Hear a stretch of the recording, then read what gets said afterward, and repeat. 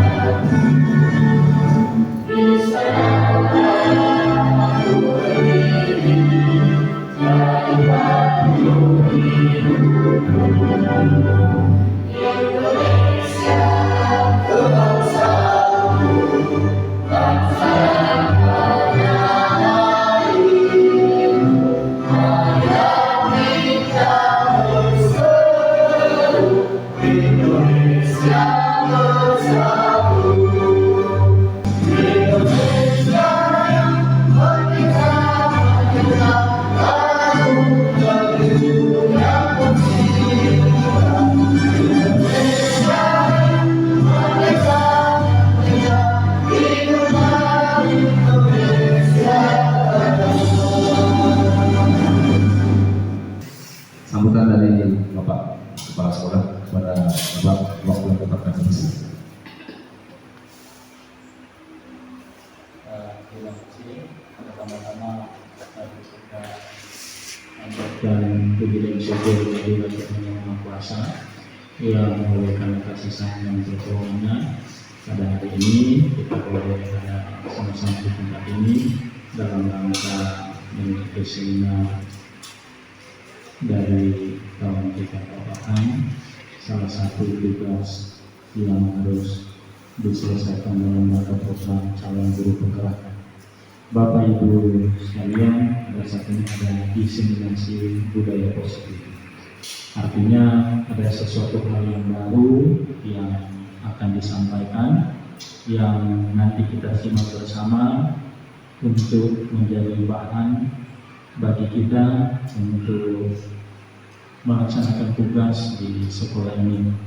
Kepada Bapak Ahan yang sudah bersiap hadir, kami ucapkan terima kasih. Kepada Ibu Bapak sekalian yang sudah hadir juga, terima kasih. Dan mari kita manfaatkan seminar ini dengan baik, diskusi dengan baik, sehingga seminar ini dapat memberi manfaat untuk baik bagi calon guru penggerak kita semua, guru yang ada di SMK Negeri 1 Madiun Selatan ini, yang tujuannya tentunya untuk keberhasilan dalam kita melaksanakan tugas sebagai guru. Saya kira ini yang dapat saya sampaikan. Saya ucapkan terima kasih dan selamat kita mengikuti seminar ini. Terima kasih. Acara selanjutnya penyampaian materi designasi wilayah positif. Akan langsung disampaikan oleh Bapak Farhan SPD kepada Bapak Farhan yang Bapak Ibu sekalian. Bismillahirrahmanirrahim. Selamat pagi Bapak Ibu. Assalamualaikum warahmatullahi wabarakatuh. Baik Bapak Ibu, sebelum kita mulai pembahasan tentang materi, kita mungkin lakukan ice breaking sedikit. Tepuk motor. Geng geng. Geng geng. Diseminasi seminar tentang aksi nyata berbagi praktik baik budaya positif di sekolah. Yang budaya positif ini adalah sesuatu yang harapannya bisa dikembangkan di sebuah sekolah agar tercipta suasana belajar yang kondusif, yang berpihak pada murid, dan fungsi kita sebagai penuntut dan pelayan bagi murid bisa terlaksana dengan baik. Lanjut Pak Saya. Baik Bapak Ibu, ada beberapa konsep inti dari budaya positif. Setidaknya ada 8 yang bisa saya sampaikan pagi hari ini. Yang pertama adalah perubahan paradigma tentang belajar. Yang kedua, disiplin positif. Ketiga, nilai kebajikan. Kemudian kebutuhan dasar manusia, motivasi perilaku manusia, posisi kontrol guru, keyakinan jelas, dan terakhir segitiga restitusi. Nah, mungkin ini istilah-istilah, beberapa istilah yang baru kita dengar, dan ini sekarang menjadi role model yang memang sedang dipraktekkan di sekolah-sekolah, baik itu sekolah penggerak atau sekolah-sekolah yang memang mayoritas gurunya sudah guru penggerak. Selanjutnya, kemudian berikutnya, nah ini Bapak Ibu, apa itu pembelajaran dalam paradigma baru? Pembelajaran dalam paradigma baru merupakan pembelajaran yang dirancang berdasarkan prinsip pembelajaran berdiferensiasi. Nah, ini juga istilah baru, berdiferensiasi, sehingga para murid belajar sesuai kebutuhannya berdasarkan tahap perkembangan sesuai teori psikologi modern untuk mewujudkan profil belajar Pancasila. Jadi begini Bapak Ibu, pembelajaran dalam paradigma baru ini maksudnya sekarang itu kita dituntut mengajar dalam pola yang baru. Kalau kita sering lihat di video-video sekarang itu kan kurikulum KTSP mengajar buku yang lagi heboh-heboh di TikTok ya kan. Kemudian kurikulum K13 bawa laptop misalnya kan. Nah setelah kurikulum terbaru lagi bawa laptop, bawa infobus, bawa macam-macam alat peraga. Nah itu menggambarkan ada perubahan yang diharapkan keberpihakan kita terhadap murid. Salah satu itu bentuk contoh polanya, gitu ya. Nah sebenarnya tidak perlu kita harus membawa alat-alat itu memang jika memang fasilitas sudah tersedia di kelas. Hanya saja kan karena ini baru perubahan tahap awal, maka belum sampai ke sana. Nah ini pembelajaran dirancang berdasarkan prinsip pembelajaran berdiferensiasi ini maksudnya adalah karena murid di kelas kita itu bermacam ragam pengetahuannya, level cara tangkap, daya tangkap pelajarannya pun mereka berbeda, maka kita dituntut bisa memberikan pola belajar yang baik itu konten materinya bisa beda, kemudian bentuk penugasannya bisa beda, sesuai dengan minat dan bakat anak, sehingga mereka bisa memaksimalkan potensi terbaiknya. Misalnya kalau teman-teman yang di praktikum ini kan bikin video misalnya, ada siswa yang senangnya bikin video editing, jadi tugasnya bisa saja hanya membuat video editing. Nah sementara ada anak yang senang tugasnya itu membuat Canva, desain dari Canva, maka kita bisa berikan tugasnya berbentuk tugas Canva sesuai dengan potensi mereka punya dan apa kesenangan mereka. Karena kan tidak semua anak mahir mengedit video dan tidak juga semua anak mahir mengedit Canva, itu Bapak Ibu. Nah, tujuan dari pembelajaran yang berdiferensiasi tadi apa? Untuk mewujudkan profil pelajar Pancasila. Kita bisa lihat di depan, ada 6 profil pelajar Pancasila yang harusnya diusahakan untuk diwujudkan oleh sekolah dan guru di sekolah. Yang pertama, ada beriman dan bertakwa kepada Tuhan Yang Maha Esa dan berakhlak mulia. Kemudian yang kedua, berkebinekaan global. Kemudian bergotong royong, mandiri, bernalar kritis dan kreatif. Nah ini yang kita perlu wujudkan dari program P5. Selanjutnya, kemudian Bapak Ibu, nah ada miskonsepsi tentang teori kontrol. Maksudnya adalah ada kesalahan konsep atau kesalahan persepsi selama ini dari kita selaku guru dalam konteks mengontrol murid. Jadi maksudnya adalah cara kita mengontrol murid itu ternyata menurut teori ini salah. Nah ada 4 setidaknya. Yang pertama, ilusi guru untuk mengontrol murid. Maksudnya adalah guru itu hanya sebuah ilusi sebenarnya kalau kita ingin mengontrol murid kita di kelas. Saya punya pertanyaan untuk Bapak Ibu sekalian. Kira-kira ada nggak Bapak Ibu, apakah yang jadi wali kelas atau guru mata pelajaran saat di kelas yang mampu mengontrol sepenuhnya murid di kelas? Ada nggak Bapak Ibu? Mengontrol mereka supaya tetap fokus, kemudian tidak tidur, tetap aktif saat belajar. Tidak mampu gitu kan Bapak Ibu. Nah ternyata memang kita tidak mampu mengontrol mereka dengan posisi kontrol dari kita. Tidak mampu kita mengontrol mereka. Nah maksudnya itu adalah sebuah ilusi saja, tidak akan mampu kita sesungguhnya. Yang kedua, ilusi atau hayalan saja bahwa semua penguatan positif, efektif dan bermanfaat. Jadi tidak semua penguatan yang kita berikan pun bisa efektif dan bermanfaat bagi siswa. Tidak semuanya. Jadi ada siswa yang dapat manfaatnya, tapi ada juga yang tidak semua. Yang ketiga, ilusi bahwa kritik dan membuat orang merasa bersalah dapat menguatkan karakter. Maksudnya begini, jika ada siswa, kita sebagai guru mengatakan, kamu ini tidak pernah benar, selalu saja mengulangi kesalahan yang sama. Kapan kamu benarnya? Nah, perkataan seperti itu ternyata tidak membawa dampak positif bagi perubahan siswa. Itu hanya ilusi. Sederhananya kalau kita diperlakukan guru kita seperti itu pun kita sulit menerima untuk berubah lebih baik. Hanya ada tekanan yang kita dapatkan. Dan yang keempat, miskonsepsinya adalah hanya ilusi bahwa orang dewasa memiliki hak untuk memaksa. Kita sebagai guru orang dewasa memaksakan murid dalam penerapan aturan atau apapun itu yang kita inginkan baik menurut kita. Tapi dengan memaksa mereka, dengan merasa posisi kita, bapak ini guru, ibu ini guru, kalian harus ikut ini. Nah, itu juga tidak efektif ternyata, hanya ilusi. Nah, disiplin mengacu pada disiplin diri yang memiliki tanggung jawab terhadap apa yang dilakukan berdasarkan nilai-nilai yang diyakini. Maksud nilai yang diyakini di sini adalah nilai-nilai positif. Nah, cara penerapan disiplin yang bertujuan untuk menumbuhkan kesadaran serta memberdayakan murid tanpa imbalan ancaman. Jadi disiplin yang paling baik itu, penerapan disiplin yang paling baik adalah dengan cara tidak memberikan siswa imbalan atau hadiah atau reward, juga tidak memberikan siswa ancaman kalau tidak melakukannya, dan tidak memberikan hukuman.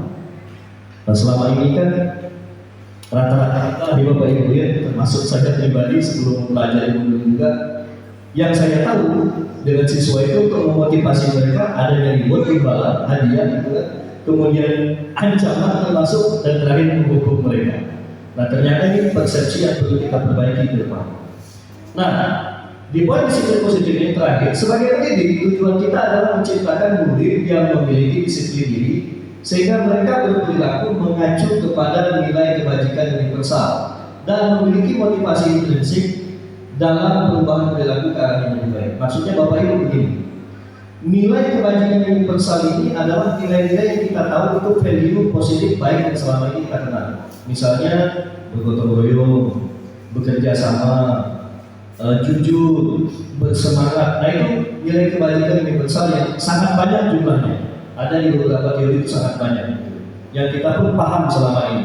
Tapi ternyata itu istilahnya dikelompokkan dalam namanya nilai kebajikan universal. Menolong orang lain itu nilai kebajikan universal. Nah, memiliki motivasi intrinsik dalam perubahan perilaku itu maksudnya motivasi intrinsik itu Bapak Ibu ada yang tahu mungkin apa itu motivasi intrinsik? Motivasi apa? Motivasi dari dalam diri. Ya, bagus sekali Bu ya, terima kasih. Kita bisa lihat dari kata susunan katanya intrinsik, di dalam ya Bapak Ibu ya. Nah, motivasi ini kan semangat atau apa tujuannya untuk berubah melakukan sesuatu. Nah, dimasuk intrinsik itu hadirnya motivasi itu kesadaran dari dalam diri, bukan karena hukuman tadi, ancaman atau hadiah, penghargaan. Nah, jadi kita harapkan tujuan pendidik dengan disiplin diri ini, mereka perilakunya mengacu pada nilai kebajikan universal, tetapi motivasi itu lahir dari motivasi intrinsik dalam perubahan perilaku mereka juga. Jadi anak ini kita harapkan murid ini mereka bisa berubah bukan karena ancaman, hukuman, paksaan atau hadiah, tetapi karena kesadaran mereka. Nah, itu harapan dari disiplin positif ini Bapak Ibu. Nanti kita akan melihat bagaimana cara penerapannya. Selanjutnya Pak.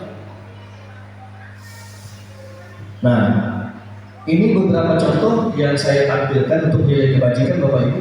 Masih ada banyak sebenarnya nilai kebajikan. Nilai kebajikan adalah nilai yang disepakati bersama terlepas dari apapun suku bangsa, agama, bahasa maupun latar belakang kita, termasuk latar belakang murid. Termasuk latar belakang murid. Jadi nilai ini universal maksudnya karena dia akan terbebas dari suku bangsa apapun menerima nilai ini, agama apapun akan menerima nilai kebajikan ini. Orang manapun dia hidup di benua manapun dia akan menerima nilai kebajikan ini. Itu dimaksud universal Bapak Ibu. Nah, seperti apa contoh nilai kebajikannya? Nah, yang pertama di profil pelajar Pancasila kita tahu ada 6 profil anak yang kita harapkan ketika lulus dari sebuah sekolah mereka mampu menerapkan 6 nilai ini, dan nilai profil pelajar Pancasila ini masuk ke dalam nilai kebajikan universal. Tadi sudah saya sebutkan di Bapak Ibu ya. Nah, sementara yang kedua menurut dari Premasias program ada setidaknya 2, 4, 6, 8, 10, 12 atau 13 itu Bapak Ibu. Termasuk di situ ada toleransi, rasa hormat, integritas, mandiri, ada yang sama dengan profil pelajar Pancasila. Nah, kemudian satu lagi berdasarkan konsep dari keterampilan hidup. Ada 5, dapat dipercaya, lurus hati, kemudian pendengar yang aktif, tidak merendahkan orang lain, dan terakhir memberikan yang terbaik. Nah, ini nilai-nilai positif dan kebajikan universal yang masih banyak lagi yang lainnya yang kita harapkan bisa kita tanamkan ke siswa dengan cara hadir dari kesadaran mereka sendiri, bukan dari kita. Selanjutnya, Pak. Nah, kita masuk ke kebutuhan dasar manusia, Bapak Ibu. Ternyata secara teoritis itu, ketika murid melakukan sebuah kesalahan, Bapak Ibu, ini poin pentingnya. Ketika murid melakukan kesalahan, entah itu bolos, tidak ke sekolah, kemudian alfa memang tidak memberi keterangan padahal mereka tidak sakit atau apapun, tidak ada keperluan, atau mereka berkelahi, mereka tidur selama di kelas dalam belajar, semua itu terdorong dari adanya kebutuhan dasar manusia, Bapak Ibu. Jadi tugas kita menggali itu sebenarnya kalau siswa kita punya masalah. Apa pengertian kebutuhan dasar manusia di sini? Yaitu segala sesuatu yang kita lakukan untuk mendapatkan apa yang kita inginkan. Jadi tindakan yang kita lakukan untuk mendapatkan apapun yang kita inginkan itu ternyata memenuhi kebutuhan dasar kita sebagai manusia. Nah, seluruh tindakan yang akan kita lakukan memiliki tujuan, Bapak Ibu. Nah, tujuan ini, motif ini yang perlu kita cari kalau siswa kita itu memiliki masalah. Dan semua usaha terbaik yang kita lakukan adalah dalam rangka agar kebutuhan dasar kita terpenuhi. Selanjutnya, Pak. Nah, ada 5 setidaknya Bapak Ibu, 5 kebutuhan dasar manusia. Yang pertama, manusia itu untuk bertahan hidup, memerlukan untuk bertahan hidup. Contohnya, perlu makan, perlu pakaian, tempat tinggal, keamanan, dan kesehatan. Ini contoh dari kebutuhan manusia untuk bertahan hidup. Jadi, jika ada siswa yang berkelahi menurut Bapak Ibu, ketika dia tidak bersalah, dia dalam posisi lemah, dan dia melakukan perlawanan, menyerang balik lawannya karena memang tidak bisa diajak bicara. Bisakah kita kategorikan dia melakukan perlawanan nanti tadi itu karena terpaksa dia melakukan proses bertahan itu? Bisa tidak? Bisa ya Bapak Ibu. Dan kalau kena pukul atau kena batu bata misalnya, kalau tidak melawan kena kepala kan berpotensi kematian. Termasuk di sini melindungi nyawa saudara bertahan itu. Jadi maka ketika ada siswa yang berkelahi sebenarnya kasusnya, kita perlu tahu dulu masalahnya apa, di mana. Misalnya ternyata dia mempertahankan dirinya. Teman saya Pak mukul saya, hampir mukul kepala belakang saya. Saat dia hanya memukul tangan saya tidak balas Pak. Tapi ketika dia hampir memukul kepala bagian belakang saya, di sini ada otak kecil saya Pak, dan saya tahu itu bahaya, maka terpaksa saya melawan Pak. Sebelum tangan dia nyampe, saya mukul dia duluan. Nah, di situ ada motivasi siswa itu mau bertahan hidup berdasarkan kebutuhan. Jadi anak itu berkelahi dengan temannya karena dia mempertahankan dirinya. Yang kedua, 5 kebutuhan dasar manusia itu kasih sayang dan rasa diterima. Yang kedua ini Bapak Ibu ternyata paling banyak dialami siswa kita. Setelah saya coba lebih dalam, karena memang dengan masalah-masalah rumah tangga dari orang tua mereka, jadi rasa kasih sayang yang diterima ini contohnya adalah rasa diterima. Diterima berarti saat pembelajaran di kelas mereka diakui keberadaannya. Terkadang Bapak Ibu mohon izin, pernah Bapak Ibu mengalami merasakan dalam hati itu saat mengajar di kelas ada siswa yang bandel itu kebangetan, parah Bapak Ibu. Kemudian malasnya pun parah, tugasnya tidak mengumpulkan. Kalau belajar kerja di tidur, tidak pernah mau menjawab atau bertanya. Bapak Ibu pernah tidak mendapatkan situasi siswa seperti ini? Ada yang Bapak Ibu ya? Kalau saya di lapangan tidak ada orang yang tidur. Tapi kalau tidak semangat belajarnya, nah ternyata yang seperti ini perlu kita cari tahu kenapa dia seperti itu selama di kelas. Jangan-jangan karena di rumah dia tidak dapat merasakan kasih sayang, atau mungkin karena selama pembelajaran kita tidak pernah mencoba memberikan kesempatan dia menjawab. Karena mungkin kita pakai metode membebaskan. Siapa silakan yang berani menjawab atau mau yang bertanya. Sementara dia butuh perhatian, dia pengen diakui gitu. Karena dia juga malu, tapi di sisi lain dia pengen diperhatikan, sesekali perlu kita tunjuk. Silakan nak, coba barangkali mau menjawab gitu. Di situ Bapak Ibu ada pengakuan, dia rasa diterima, kehadirannya di kelas dihargai oleh guru. Ternyata hal kecil sesederhana itu dampaknya besar bagi siswa. Itu Bapak Ibu. Nah kemudian yang ketiga kebutuhan dasar manusia adalah penguasaan. Poinnya apa saja? Contohnya harga diri. Merasa ketika berkelahi tadi ada yang diolok-olok gitu kan, dihinakan, dibully. Lantas dia membela harga dirinya melawan balik misalnya. Itu penguasaan Bapak Ibu. Dia tidak mau terhinakan. Kemudian keinginan untuk dianggap, kemudian memimpin, diakui dan didengar. Jadi kalau di kelas itu anak-anak bertanya segala macam, tapi tidak pernah kita tunjuk atau kasih dia kesempatan, itu kan? Tidak pernah kita biarkan dia untuk berbicara. Selalu kita saja apa kata kita, maka kesempatan mereka untuk punya kekuasaan terhadap dirinya untuk didengar tidak diberikan ruang. Nah itu membuat anak pun jadi uring-uringan dan malas biasanya. Yang keempat, kebebasan. Di sini kebebasan poin contohnya adalah mandiri, memiliki pilihan, mencoba hal baru, mampu mengendalikan arah dirinya. Nah kita ambil misalnya poin memiliki pilihan. Dalam pembelajaran seperti yang saya sampaikan tadi, dalam hal tugas, misalnya kita sebagai guru memberikan anak tugas, membuat apa gitu, maka kita boleh memberikan pilihan kepada mereka. Silakan kalian mau pilih tugas ini dilaksanakan dikumpulkan dalam bentuk apa? Pak Bu, ketika mereka ingin diberikan kebebasan, boleh nggak saya kumpulkannya dalam bentuk ketikan pakai Word saja misalnya. Saya itu.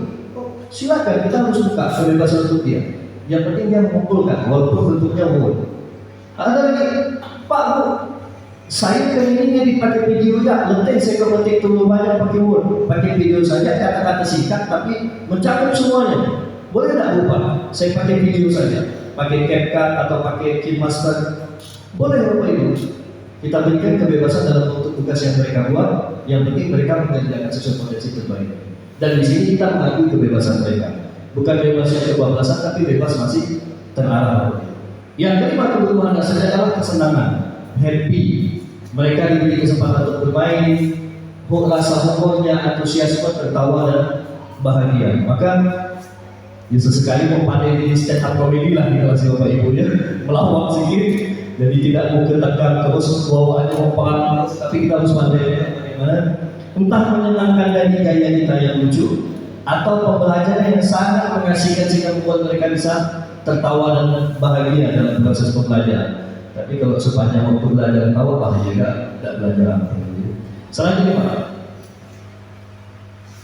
Oke baik Bapak Ibu. Nah ini motivasi perilaku manusia. Seperti tadi di awal sudah kita singgung.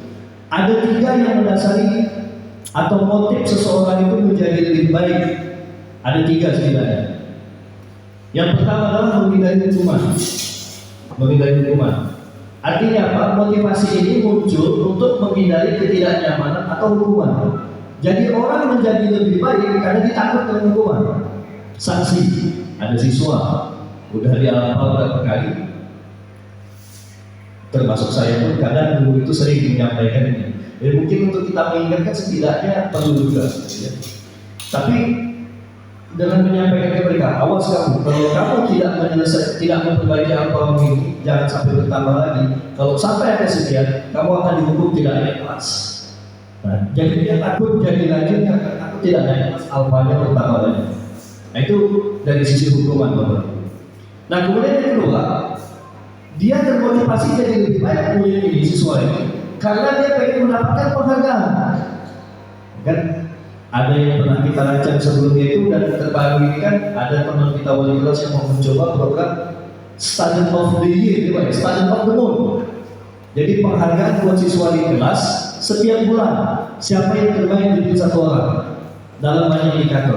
Ada teman kita dulu yang sedang mencoba program itu. Nah ini masuk kategori menghadirkan semangat motivasi siswa untuk lebih baik itu dengan cara memberikan penghargaan. Boleh nih kita siswanya? Iya, ada hadiahnya Pak Bu. Ada, akan hadiah di semangat berubah. Ini motivasinya karena penghargaan. Tetapi motivasi ini muncul karena ingin mendapatkan sesuatu. Dia tidak kekal. Kalau yang pertama muncul karena ada hukuman, dia baik. Tidak ada hukuman, dia kembali ke aslinya. Kalau yang kedua karena ada penghargaan atau hadiah, dia jadi baik. Tapi kalau nggak ada hadiah, dia tidak lagi jadi baik. Nah, dan kedua motivasi ini termasuk motivasi ekstrinsik namanya Bapak Ibu.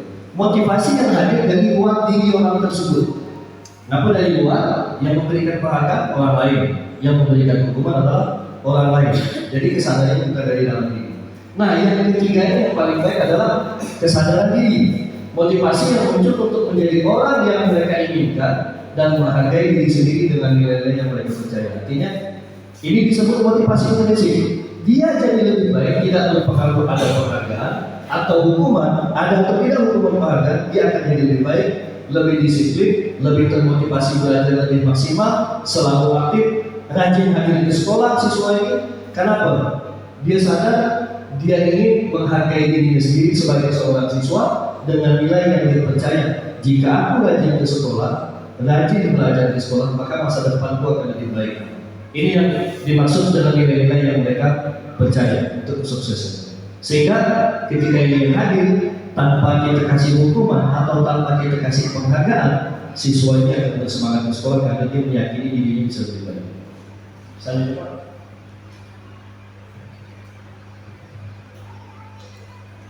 Nah, yang berikutnya adalah bagian perbedaan antara hukuman, konsekuensi, dan restitusi.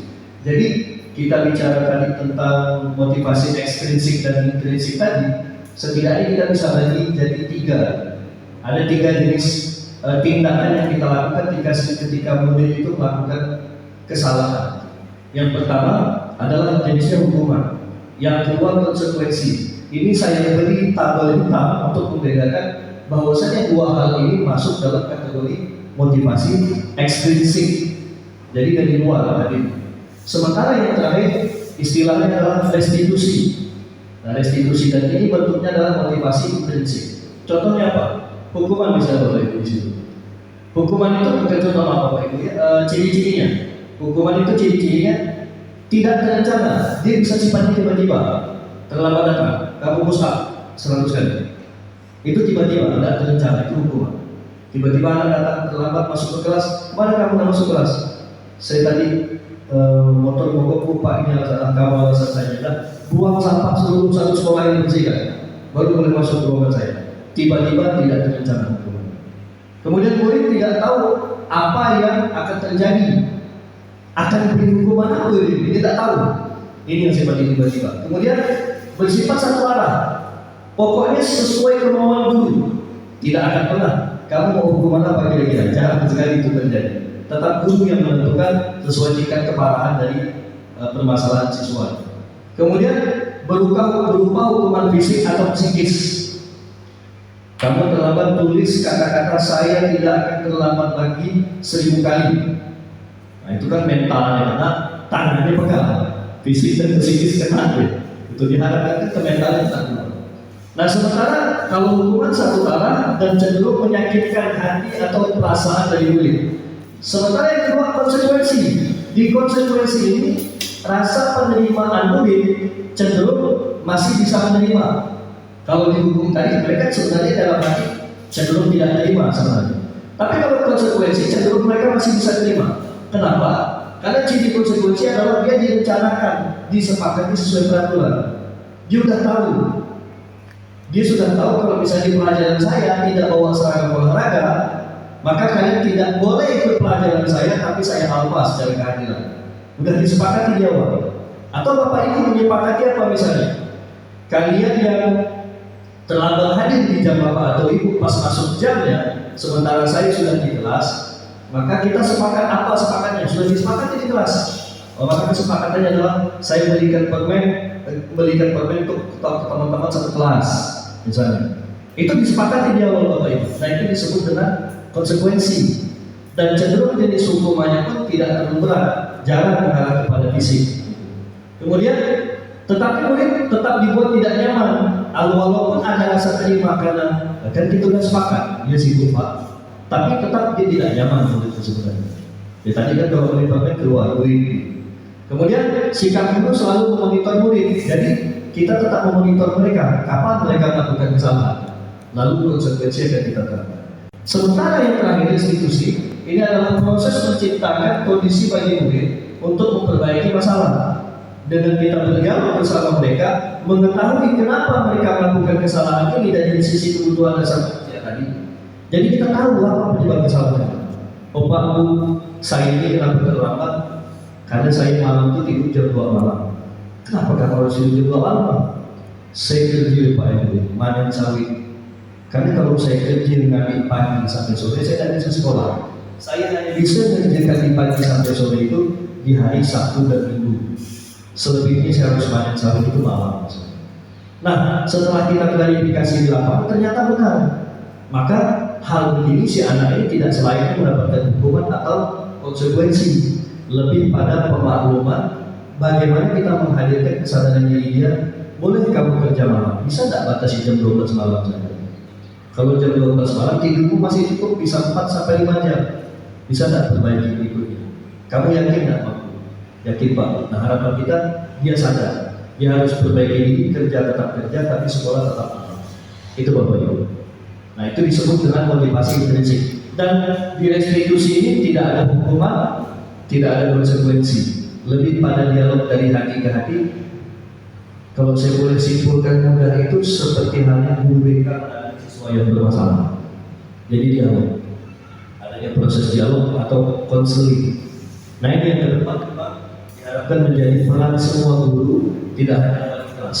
Karena siswa bisa saja melakukan kesalahan dengan wali kelas atau dengan guru mata pelajaran di kelas. Selanjutnya Pak. Nah di sini Bapak Ibu ada yang menarik. Ada teori tentang 5 posisi kontrol guru.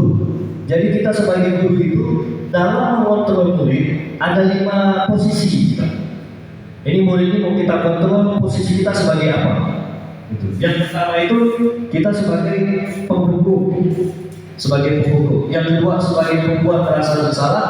Ketiga sebagai teman. 4 sebagai pemantau dan terakhir sebagai manajer. Lanjut Pak. Kita akan bahas satu persatu. Posisi guru sebagai penghukum itu seperti apa Bapak Ibu? Yaitu seperti kata-katanya Bapak Ibu.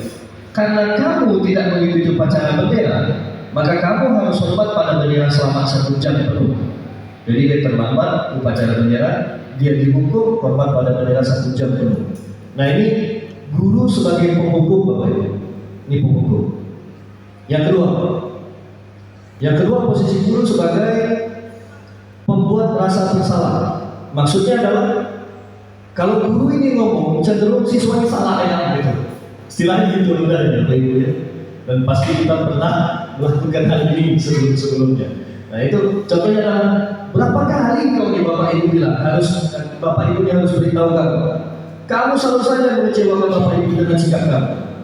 Kau ini buat ibu malu ya sebagai wali kelas. Mandat masuk udah 20 kali. Udah berapa kali ibu ingatkan? Gitu ya. Tidak boleh. Udah lebih. Tapi sebenarnya niatnya baik sebenarnya. Hanya saja ternyata dengan bahasa seperti itu kita sudah melakukan proses kontrol sebagai membuat rasa bersalah. Maksudnya apa? Kita membuat siswa jadi sangat merasa bersalah. Mudah-mudahan memang merasa bersalah gitu ya. Nah kita takutkan di situ adalah mental siswa down karena dia selalu disalahkan. Itu yang kedua. Yang ketiga Pak. Posisi kontrol guru yang ketiga adalah sebagai teman. Nah ini agak moderat nih. Kalau yang penghukum membuat rasa bersalah itu cenderung melukai perasaan murid. Tapi kalau yang ini agak moderat sedikit, agak ngerti sedikit ya sebagai teman. Bahasanya lembut. Ayolah, gak usah gitu lagi lah. Kasianlah. Tidak pikirkan yang dulu Bapak ya. Tolonglah berubah. Nah ini kalau bahasanya kita mengajak siswa itu untuk berubah dengan posisi kita sebagai teman.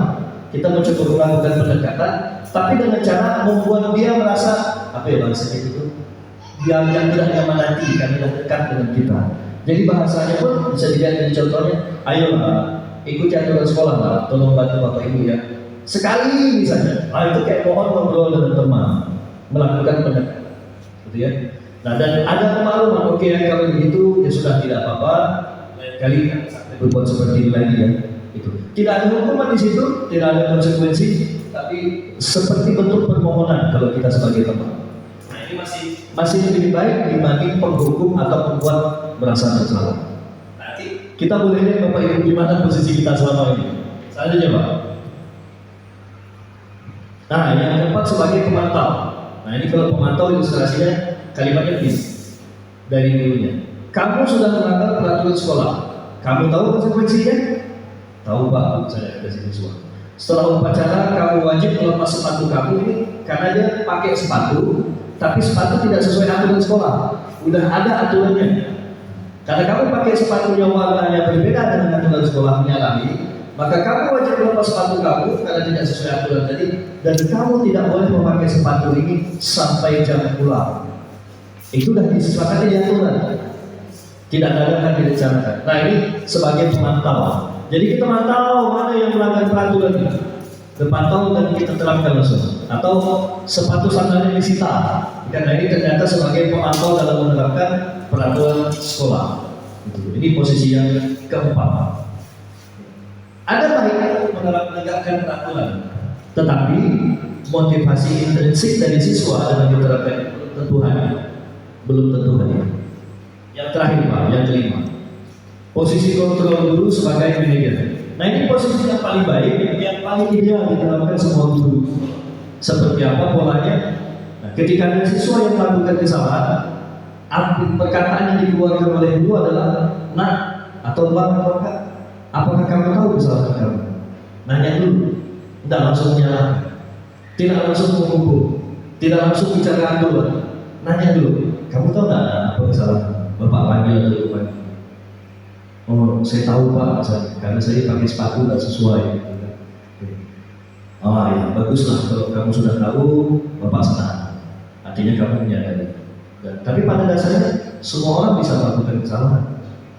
Bukan hanya kamu, temanmu yang lain juga pernah tidak kira-kira melakukan yang sama. Pernah juga Pak. Nah, berarti semua orang bisa. Bapak sendiri pun bisa juga melakukan kesalahan yang sama seperti kamu dan pernah waktu sekolah. Nah, kalimat ini saja sudah membuat hati anak itu berjiwa besar. Kenapa? Satu, si anak merasa, oh bapaknya terima memaklumi saya salahnya, mengerti. Tumben tak marah misalnya, Bujo tak marah, Bu Eka tak marah dengan jalan Pak Anto tak marah. Tumben Pak saya tidak belajar ini juga saya nyalain atau tadi malah bilang wajar. Seperti itu banyak orang melakukan itu. Manusiawi. Kalimatnya lembut sekali, kemudian tidak menyalahkan dan tidak memvonis. Disambung dengan, nah sekarang gini Pak, tadi kan kamu bilang sudah tahu sama, kemudian kamu sudah menyadari, tetapi kita juga paham setiap orang bisa berbuat salah. Nah, kira-kira menurut kamu bagaimana kamu akan memperbaiki? Dia akan menjelaskan. Nanti saya akan begini Pak, saya akan begini dulu. Nah, ini bagus sekali, luar biasa. Ya Bapak atau Ibu berdoa mudah-mudahan kamu bisa lebih baik dan motivasi dari dalam diri kamu. Baru terakhir, apakah kamu masih ingat dengan keyakinan kelas yang kita sepakati?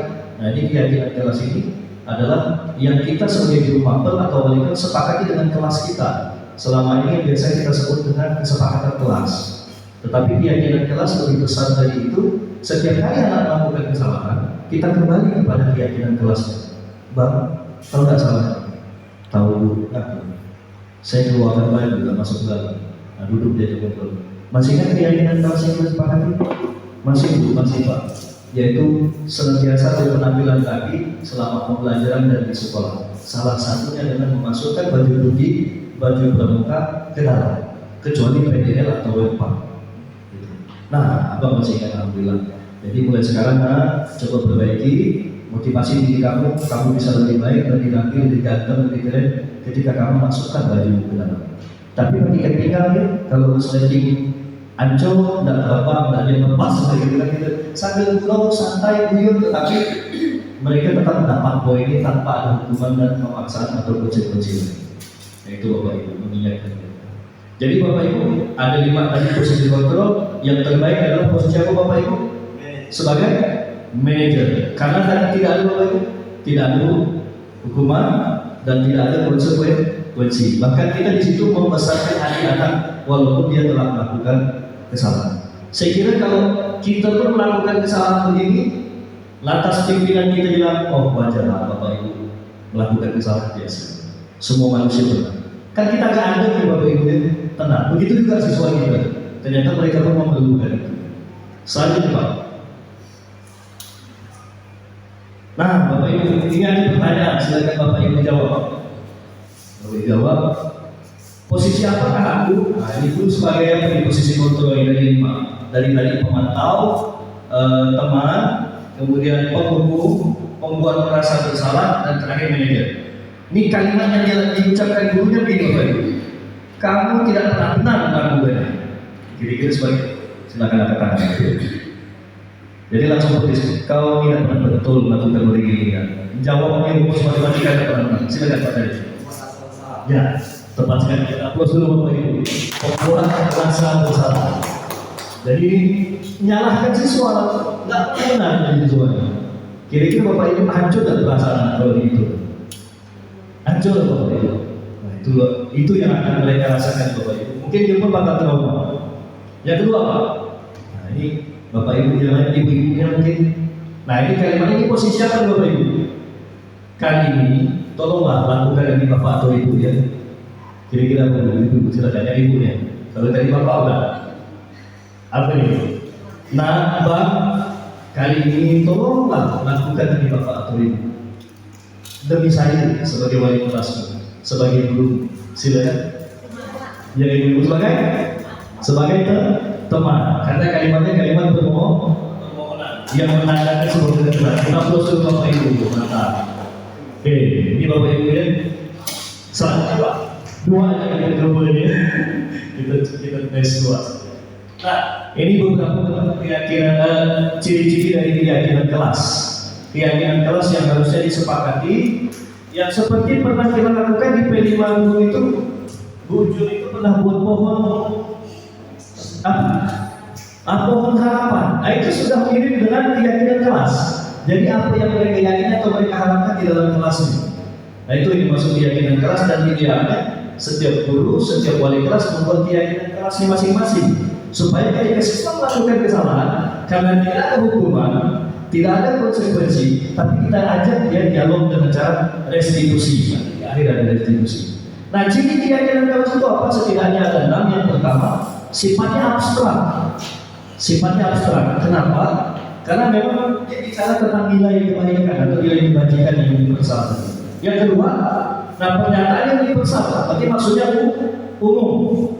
Dia tidak terlihat, tapi bisa dirasakan ikan lagunya. Pertama itu. Yang kedua, pernyataan yang universal umum. Artinya, jangan ada nilai kebajikan yang itu mendiskreditkan agama tertentu atau suku tertentu, tidak boleh. Dia nilainya baik, tapi nilai itu hanya melekat pada satu suku saja, atau hanya melekat pada satu agama saja. Keyakinan kelasnya adalah senantiasa sholat 5 waktu sehari misalnya. Di situ ada siswa yang Katolik atau Kristen, tidak masuk keyakinan universal, karena membatasi yang bukan Islam. Kemudian yang ketiga, ciri keyakinan kelas itu adalah dibuat dalam pernyataan positif. Kalimatnya positif Bapak Ibu. Contohnya apa? Dilarang membuang sampah sembarangan. Itu kalimatnya positif negatif Bapak Ibu. Dilarang, kan negatif Bapak Ibu. Tapi harus memiliki kalimat positif. Ada Bapak Ibu izin yang bisa membuat perubahan kalimat dari yang negatif dengan kata-kata dilarang membuang sampah sembarangan jadi positif Bapak Ibu. Silakan Bapak Ibu. Boleh kan? Silakan. Nah, luar biasa sekali, kita beri tepuk tangan dulu untuk mantap. Jadi mengajak ya, kalimat positifnya mengajak. Mari kita buang sampah pada tempatnya. Kesannya beda ya Bapak Ibu ya. Jangan buang sampah sembarangan, marilah buang sampah pada tempatnya. Padahal di situ Bapak Ibu sama ya Bapak Ibu. Sama-sama ngajak buang sampah itu pada tempatnya. Yang satu kalimat negatifnya berupa larangan, yang satu ajakan. Kemudian yang keempat, sedikit saja akan mudah diingat. Marilah buang sampah pada tempatnya. Mudah. Marilah buang sampah pada tempatnya. Kalau kelas 10 TSM, di 10 TSM, 11 TSM, itu panjang. Jadi kalimatnya harus pendek, jangan panjang. Itu Pak Ibu. Yang kelima, sesuai dengan kondisi kelas dan sekolah sehingga mudah diterapkan. Jadi keyakinan kelas itu mudah diterapkan di sekolah atau di kelas. Bisa jadi kelasnya muncul dengan kelasnya mereka beda. Satu yang jadi perbedaan utama kelasnya betul perempuan semua, Bu Eka laki-laki semua. mungkin lain bahasa bahkan, tetapi tetap harus positif, gitu. Tidak boleh pakai bahasa yang negatif. Kemudian yang keenam, semua warga kelas dilibatkan saat membuat keyakinan kelas. Jadi pada proses pembuatan keyakinan kelas ini yang biasa kita sebut kesepakatan kelas, dia karena akan jadi nilai kebajikan saat anak melakukan kesalahan, kita akan kembali mengingatkan dia itu supaya dia muncul motivasi intrinsiknya untuk berubah dengan mengingat keyakinan kelas yang disepakati bersama. Maka wajib melibatkan murid di kelas dengan cara apa? Keyakinan kelas bukan muncul dari guru, tetapi muncul dari murid. Silakan anak-anak sekalian, poin keyakinan kelas apa lagi yang akan kita sepakati bersama untuk pembelajaran kita setahun ke depan? Harus dari mereka yang muncul, tidak boleh dari guru. Jadi pakaian harus selalu rapi, Bu. Pak, oke, silakan tampilkan di depan. Jadi mereka yang menuliskan, mereka yang menyampaikan. Kita tinggal menyepakati atau mengarahkan supaya kalimatnya jadi kalimat positif saja, Bapak Ibu. Lanjut, Pak. Nah ini Bapak Ibu terkait dengan segitiga restitusi, ini sudah hampir di ujung materi. Jadi apa itu segitiga restitusi? Karena bicara dari segitiga berarti ada bentuknya segitiga. Ada 3 sudut utama yang penting, Bapak Ibu.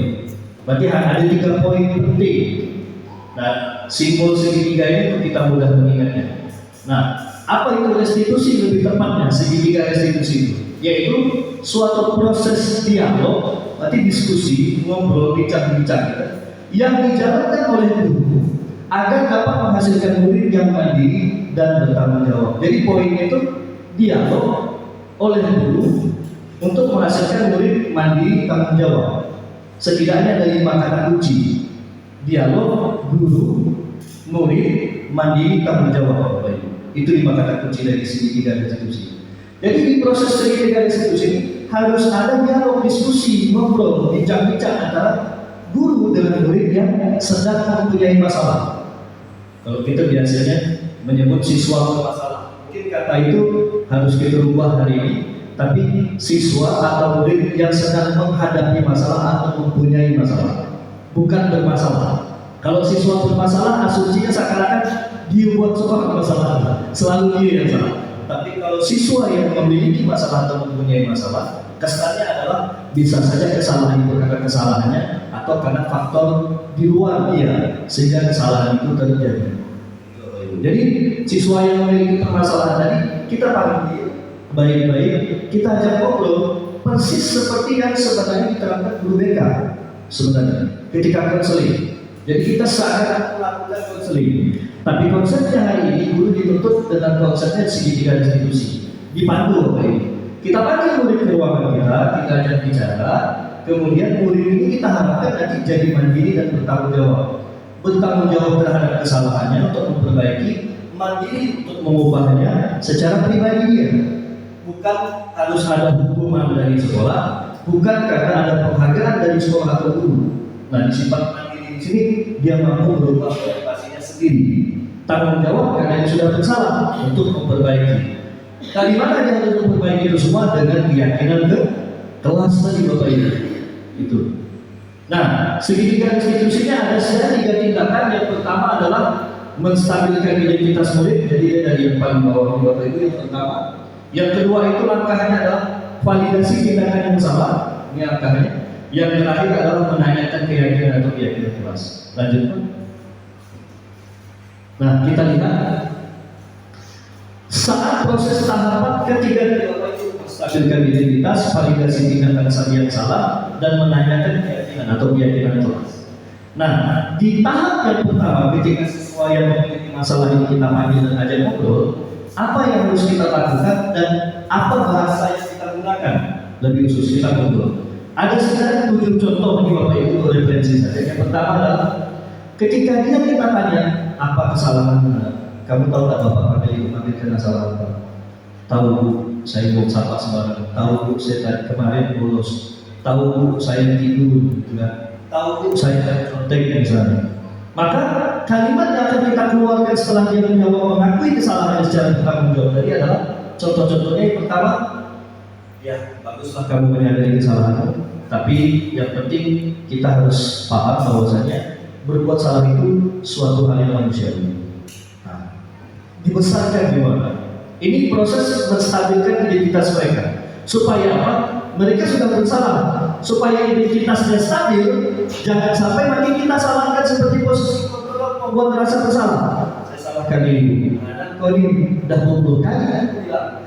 Itu makin masuk bersalah, membuat rasa bersalah. Tapi kita stabilkan anak, supaya dia tidak labil, dia tidak makin tertekan. Kita stabilkan identitasnya. Memang dia bersalah. Bersalah ini anggaplah dia milik diri. Untuk kita kembalikan ke tengah lagi, ya salah itu nak manusiawi. Balik lagi ya. Jadi Bapak Ibu ya, ibarat gimana lah gitu. Atau kata-kata yang kedua, kamu sudah benar dengan mengakui kesalahan. Tetapi nak, kamu perlu paham, kan tidak ada manusia yang sempurna. Semuanya pernah salah. Tapi yang paling baik yang mau memperbaiki kesalahan. Masya Allah, Pak Bu, itu sekali Bapak Ibu gitu kan. Gitu. Dibesarkan dua jalan, kan gitu. Itu saya ada prakteknya nanti. Yang ketiga bisa juga Bapak Ibu sampaikan, oh iya, ya sudah, kamu sudah mengakui. Ya wajar, jangankan kamu, Bapak Ibu juga dulu pernah. Itu wajar. Tetapi yang paling baik gimana? Apakah kita ulang atau tidak? Tidak. Yang paling baik adalah kita perbaiki dan kita tidak ulangi itu Pak. Jadi, aku ada kawan, Bapak Ibu kan pernah kamu ini. Tetapi kita tutup dengan kalimat positifnya. Yang paling baik adalah orang yang ingin memperbaiki kesalahan yang tidak terulang kembali. Dan yang lainnya Bapak Ibu. Itu contoh kalimat. Nah, tahapan kedua dari proses restitusi sudah identitas anak stabil, emosinya rendah, kemudian secara psikologis dia tidak tertekan, aman, dia merasa tenang, jadi nyaman ketika dia dengan kita. Lanjut yang kedua tahapannya adalah kalau tahapan pertama ini kan apalagi kalau saya yang panggil misalnya udah ke sana kepala kulinya gitu, jadi aku di sana dulu kita kaki gitu sana kaki gitu. Nah di sini tahap kedua ini adalah contoh kalimatnya, kalau sudah mengakui kesalahan, Bapak memahami itu manusiawi. Tetapi Bapak tahu, kamu sebenarnya bisa melakukan yang itu. Misalnya kalau pergi di dalam itu dia balas apa ya, dia kan ada itu. Bapak tahu, kalau kamu mau balas lebih hebat dari itu bisa. Kan kamu anak Cina, anak PSHD. Tapi Bapak salut betul kan? Kamu tidak melakukan. Ini kalimatnya validasi ini salah. Kesalahannya dia tidak tahu. Kita pertegas lagi bahwasanya benar dia salah, tetapi salahnya dia ternyata ada sisi positifnya. Kamu tidak melakukan tindakan yang lebih fatal. Kamu hanya cukup menampakkan baru saja untuk membela diri, sementara kamu kan bisa membela lebih fatal. Kan kamu anak saja, betul Pak. Kenapa tidak kamu lakukan? Saya terima, saya tahu pukulan saya kalau kena berbahaya Pak. Kalau tidak bisa saya akan mati. Karena kan latihan ini. Nah, di situ nilai-nilainya.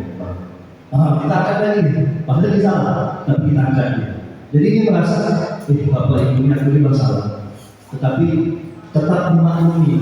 Bahkan ada hal baik yang aku lakukan diapresiasi walaupun kecil. Apa yang kedua? Kenapa kamu melakukan hal itu Pak? Kira-kira kenapa? Pak Bu, saya ini kalau saya tidak menangis, tidak menampar dia, maka saya kepala saya yang bisa pingsan atau malah fatal akibatnya. Jadi saya kata, oh iya, apa yang kita lakukan sudah benar karena kamu mempertahankan diri. Tetapi sebaiknya ke depan menghindar saja. Kita tetap tutup dengan kalimat positif, walaupun kita mengalami perbuatan salah dia. Validasi tindakan yang salah. Kita mempertegas kesalahan dia di mana, tetapi dari poin kesalahan siswa ini masih kita cari celah. Ada hal positif yang dia lakukan. Misalnya Bapak Ibu, kita juga mendapatkan anak nyontek nih, ketangkap, panggil. Kenapa kamu nyontek Pak? Ini validasi tindakan yang salah. Kalau Bapak Ibu yakin kamu lakukan itu karena sesuatu hal, kenapa begini? Ini Bapak, saya ini peringkat paling berusaha dari 28 siswa saya 28 terus. Oh, saya malu Pak Ibu yang ngomong saya sampai nangis. Saya itu jadi malu di kelas. Jadi salah satu usaha saya karena saya tahu saya bodoh, jadi misalnya Jadi saya berusaha pengen dia bagus, saya nyontek terpaksa paling dulu. Digangguin. Atau mungkin di rumahnya kena puasa, kena apa betul ya. Nah, kita sampaikan, kita validasi, kita validkan kesamaannya. Apa yang kamu lakukan itu memang sama. Tapi sebenarnya usaha yang kamu lakukan untuk dapat nilai yang baik, itu sebenarnya usaha yang bagus, semangat itu. Hanya saja caranya dengan mencontoh ini sama. Kita validkan. Tapi tetap kita hargai. Ada hal positif dari apa yang dilakukan. Itu yang Bapak Ibu. Tahapan terakhir, silakan. Tahapan terakhir adalah menanyakan keyakinan.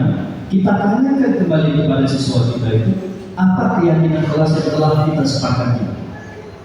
Nah, jadi pertanyaannya ada contohnya, Bang, kita kan sudah tahu diri, segala macam kamu sudah akui, kamu sudah paham, bla. Sekarang apa ingat tak? Apa keyakinan kita sepakati?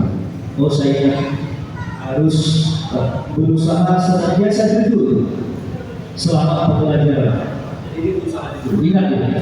Jadi dengan ini bagaimana kamu mempelajarinya? Saya nanti tidak akan mencontek lagi Pak dengan mengingat keyakinan kelas kita. Nah, ini sudah bagus. Ini sudah kembali ke keyakinan kelas. Saya mengaku senantiasa berpenampilan rapi dan menarik misalnya.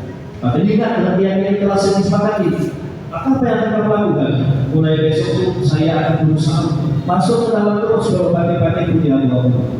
Ingat keyakinan kelas. Jadi tidak ada hukuman dan tidak ada. Nah ini Bapak Ibu. Selanjutnya Pak Ibu. Oke. Nah ini penerapan segitiga institusi Bapak Ibu ya. Tapi bunyi motor itu ya. Ini sudah hampir habis.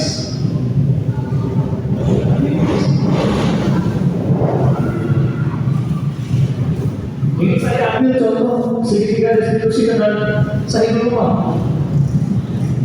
Saya langsung testing. Kalau saya ambil anak yang polos-polos saja tak mata. Ini disimpan dari dulu. Nah, kita nonton dari Bapak Ibu ini.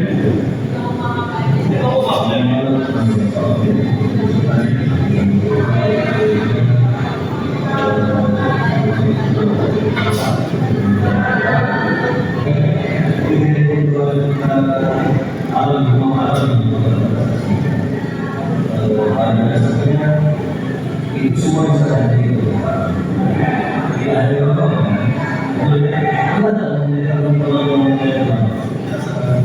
sering jadi pada dasarnya Bapak tidak ada bermasalah, Bapak tidak menyangkut karena aku melakukan itu. Jadi saya validasi kesalahan itu salah. Menyebabkan pertama dan 9 dan 10. Tetapi saya tetap apresiasi. Saya apresiasi itu dengan poin begini Pak Saudara. Apa yang kamu lakukan itu sebenarnya bagus. Hanya saja bukan itu masa sekolah. Kalau kamu kerja di perusahaan tambang, ada namanya itu shift siang dan malam.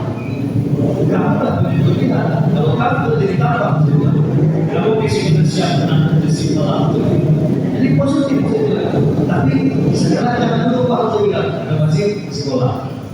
Kalau Ramadan ini tidak mau pakai olahraga, jadi saya tanyakan kenapa pakai olahraga tidak terbawa, lupa. Saya cari sampai ada masalah. Kenapa sampai bisa lupa? Jadwal Pak. Saya malam itu kumpul dengan teman, ngobrol, ngopi sambil kita gitu katanya. Sampai balik ke rumah itu udah larut malam, lalu lupa. Balik itu terakhir. Masih jam 12 sih Pak, tapi balik itu udah ngantuk, jadi lupa menyiapkan pakaian dan buku untuk berangkat besok pagi. Pas pagi ya Pak, saya hanya fokus ke buku. Karena buku mau berangkat takut terlambat, tidak ingat dengan seragam. Nah, poin dia ngumpul itu, kalimat positif yang coba saya sampaikan, validasi kesalahannya. Sebenarnya keberadaan kamu ngumpul itu sampai menyebabkan kamu terlambat, itu sesuatu yang tidak baik sebenarnya. Hanya saja Bapak memahami, kamu kan sudah belajar 5 hari sampai menjelang sore.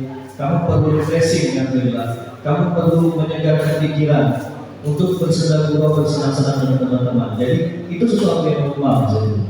Iya Pak, nah itu sebenarnya segala jadi Dia merasa salah di poin di situ, tapi tetap Pak, yang nggak melakukan salah itu benar, salah. Boleh mengukur ingat waktu, tetap ingat dengan jadwal pelajaran. Bapak Guru, siswa-siswi kami yang ada di sekolah ini Allah, Rabbana atina fid dunya hasanah wa fil akhirati hasanah wa qina adzabannar. Wassalamu sayyidina Muhammadin wa alihi wasallam. Subhana rabbika rabbil izzati amma yasifun. Wassalamu ala mursalin walhamdulillahi rabbil alamin. Assalamualaikum warahmatullahi wabarakatuh. Demikian pemaparan saya. Sekian dan terima kasih. Guru bergerak, pendidikan Indonesia maju.